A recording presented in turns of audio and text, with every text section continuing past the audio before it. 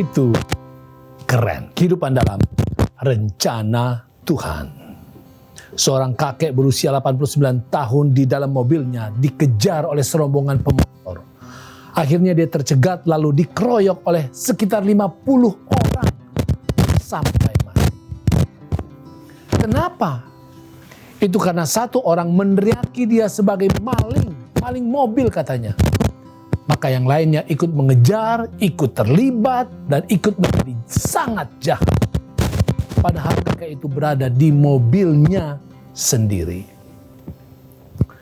Provokator adalah orang yang harus kita hindari.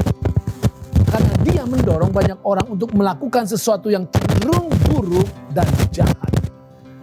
Herannya selalu ada saja orang-orang yang tidak tahu apa-apa, tetapi terdorong untuk terlibat. Alkitab menceritakan kisah yang menyedihkan tentang umat Tuhan yang terprovokasi. Yaitu ketika orang Israel telah dibebaskan dari Mesir dan tiba di Kades Barnea. Mereka sudah akan masuk di negeri perjanjian. Tetapi bilangan 13 ayat 23 katakan, tampillah 10 orang yang menyampaikan kepada orang Israel kabar buruk tentang negeri itu.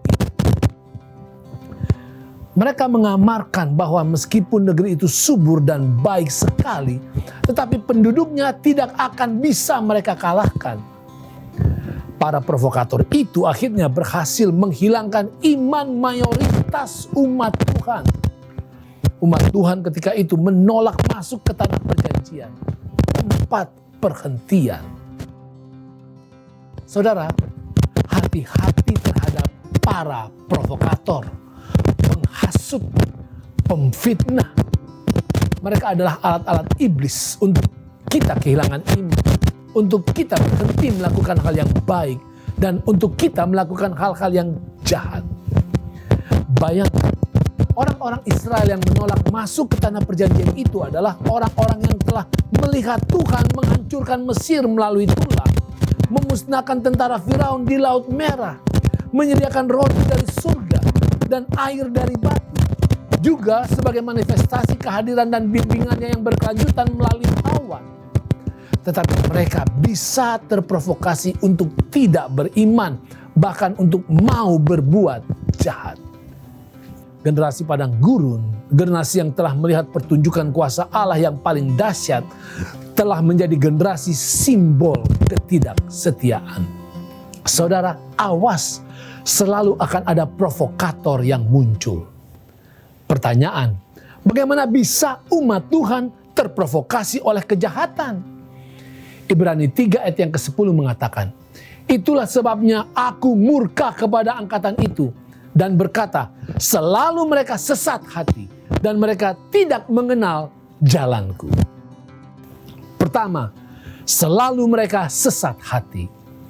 Orang yang sesat hatinya akan mudah disesatkan oleh provokator. Mereka tidak memiliki Tuhan di dalam hatinya. Iman mereka tidak di hati, melainkan iman mereka mati. Berapapun berkat dan hebat kuasa Tuhan tidak akan berdampak baik kepada kehidupan mereka. Yang kedua, Tuhan katakan, mereka tidak mengenal jalanku. Mereka tidak mengenal kehendak Tuhan.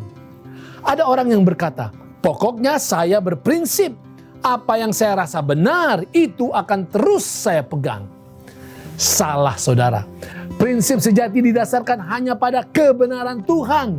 Orang yang berpegang pada perasaan dan pikirannya akan mudah disesatkan oleh provokator.